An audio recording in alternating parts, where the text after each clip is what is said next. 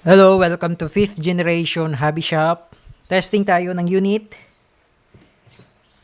Ito po ay unit ni Sir Robert Messina of Tarlac. The Wingun 702 revolver, 6 inches revolver. CO2 powered revolver. Sir, shoutout po kay Sir Robert. Ito na po ang inyong unit, sir. Ayan. Revolver Super Sport. Revolver Sports Series. CO2 powered. Wingun brand. This is 702. Ayan, 702. 6 inches barrel po ito. Made in Taiwan po. CO2 powered airsoft revolver. Ayan.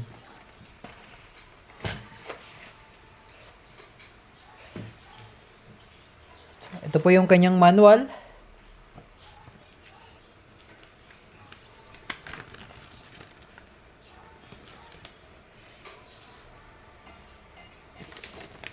Ayan. Instruction manual. Ayan po, Sir Robert. Nakasealed pa po siya. At dahil itetest natin, sisirain na po natin yung sealed plastic.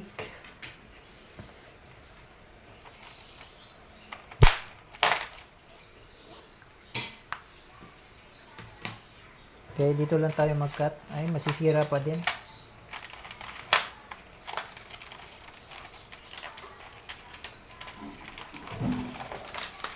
Sisirain ko na, sir, yung plastic kasi itetest po natin. Packaging na lang namin na maayos.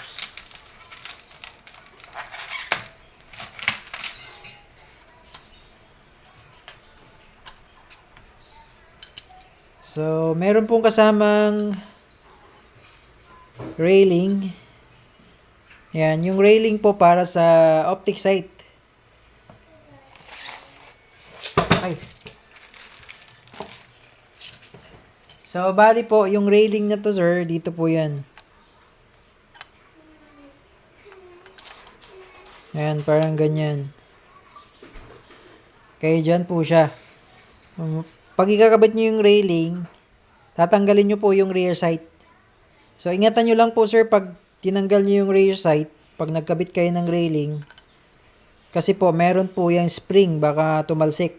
Hindi nyo na po mahanap. Maliit ng spring lang po yun. So, kailangan nyo pong tanggalin yung rear sight para ma-insert nyo po itong railing para sa red dot. Yan. So, may pin po yan dito. Ayan, yung part niya yan, ito. Pin po yan. Yan po yung nag-hold dito sa rear sight. So, itong rear sight po, adjustable po ito, sir. Ayan. So, may adjustment po yan. Ito po yung sa windage. Ito naman po yung sa elevation. Kumbaga, ito po yung up and down. Ito naman po yung left and right. Kung gusto nyo i-adjust yung sight. Yan, adjustable po yung sight. Sa front naman, ano po ito? Fix. Naka-fix na po yung front sight. Yan. Super Sport 702. Ang haba po ng barrel, 6 inches po. Okay? Mula rito hanggang sa dulo, 6 inches po yan. Yan. Single and double action po. Ito. Then, meron pong safety. Yan. Yung S for safety. Then, push forward para open. Yan. Open ng bola, yung cylinder. 6 shots. Okay, ito yung shell.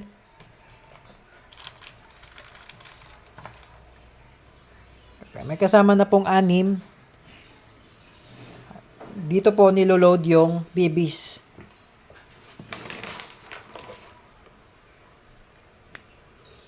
Yan. sa harap. Yan po, yan may butas. Yung parang pinaka-primer, pero wala po yung primer. Butas po yan. Yan. Push through po yan eh. Diyan po kasi dumadaan yung pressure, yung hangin, yung CO2. Kaya para itulak niya yung BBs.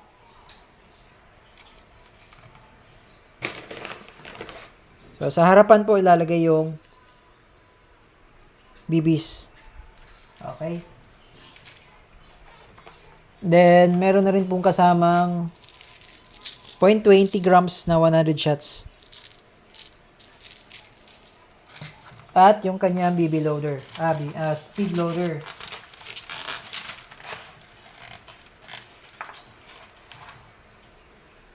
Speed loader para sa shell. Yan.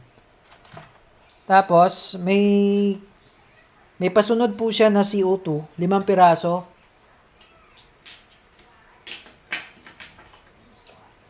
Bali, ito po. Yung free. ESG po yung brand. 5 piraso po nito kasama. Tapos, meron pa po kayong in-order na extra na CO2. 5 piraso din.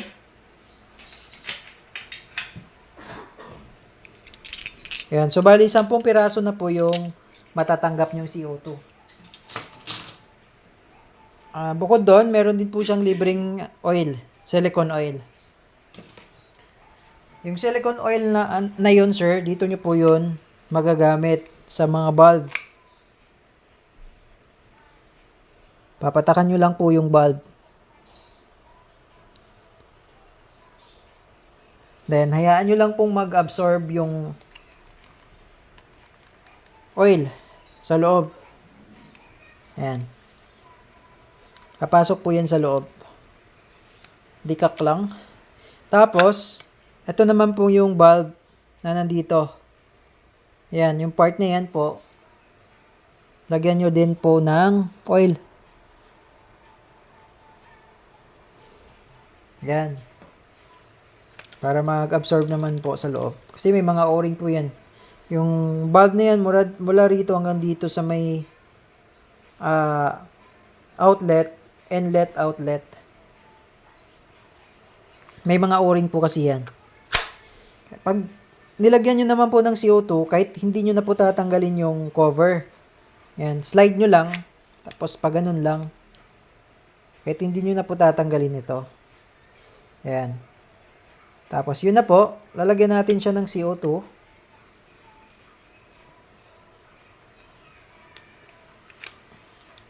Ito naman po yung pihitan para humigpit.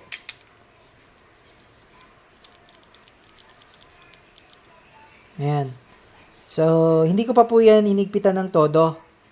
Bali, wala pa pong butas yan. Ayan. Inalign ko lang po yung CO2 dito sa may inlet. Ayan. Kung mapapansin nyo po, gumagalaw pa yung CO2. Ayan, wala pa po yan butas. Ngayon, kung hihigpitan ko na po, ganito po ang technique, sir. Etong CO2, pigilan nyo po. Kasi pag hinigpitan nyo po yan, umiikot po yan eh. Kung umiikot yan, hindi po siya maglalak.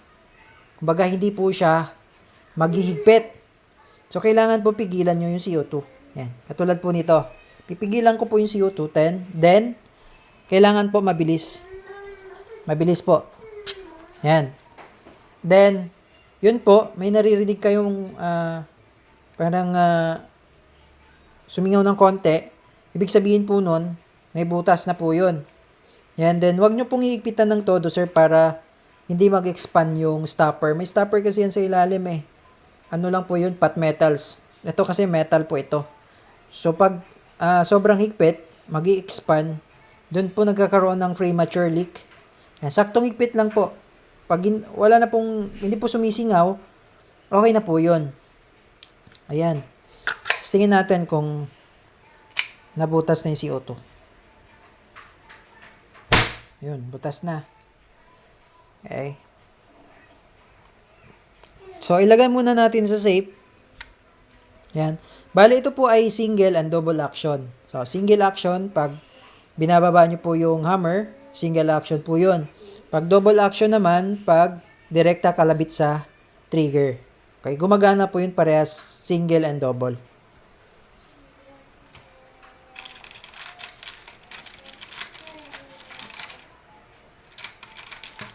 Lagyan lang natin ng bibis para matest natin yung EPS.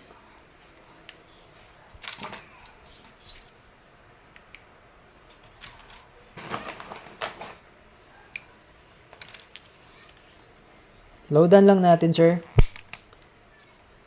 Ayan, medyo matigas po sa una yung lock kasi bago po. So, ayan.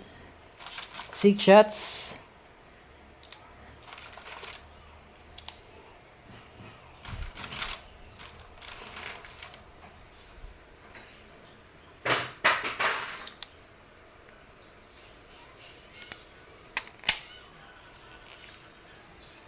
Okay, Sir Robert of Tarlac. This is your brand new WG or Wingun 702 Sports Series Airsoft Revolver. Ayan. Okay, testing natin yung chrono, yung APS.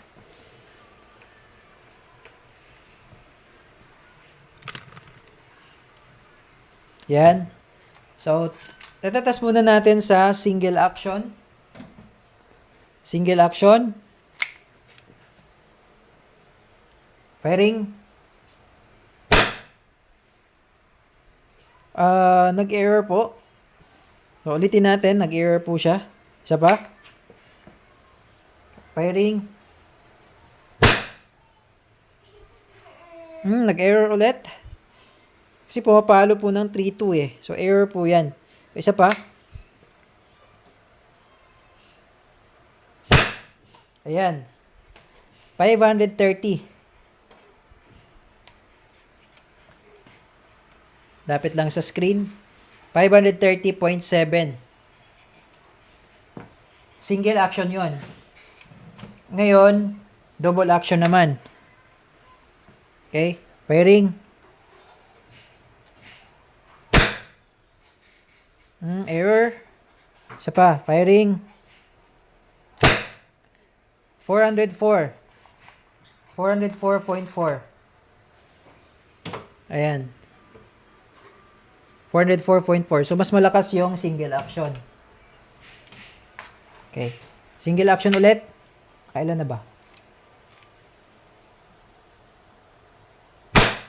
Okay. 411.9. Isa pa. Okay. Error.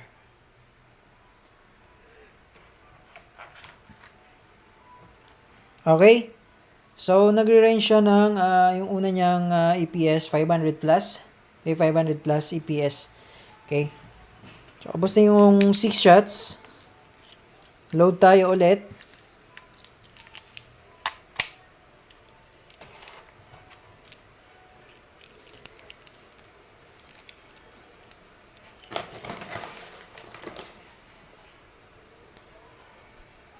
Kung meron kayong steel BBs, sir, pwede naman siyang balaan ng steel BBs, pero wag nyo lang madalas gamitin yung steel BBs.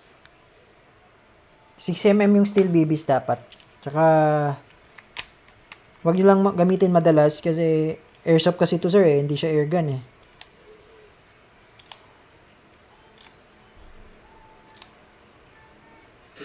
Okay?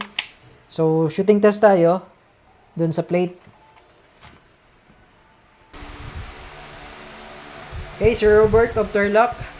Testing tayo ng inyong Wingun 702 revolver. CO2 powered airsoft revolver. 6 inches barrel. Okay. Single action.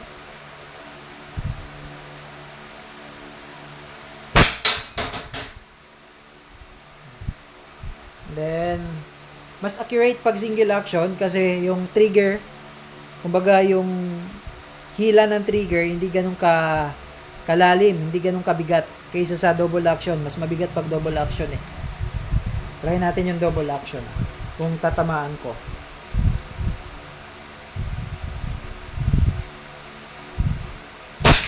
Tatamaan pa rin. Okay? Pero mas maganda kung single action.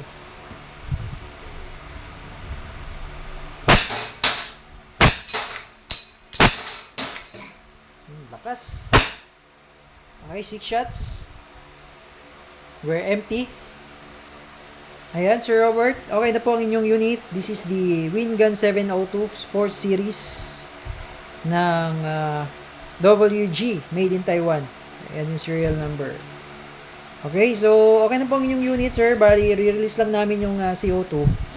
Ito pala, sir, pag hindi nyo gagamitin, pag i-stack nyo, mas maganda release nyo na lang yung CO2. Kailangan walang CO2. Tapos, pag i-stack nyo po, lagyan nyo ng oil bago nyo i-stack.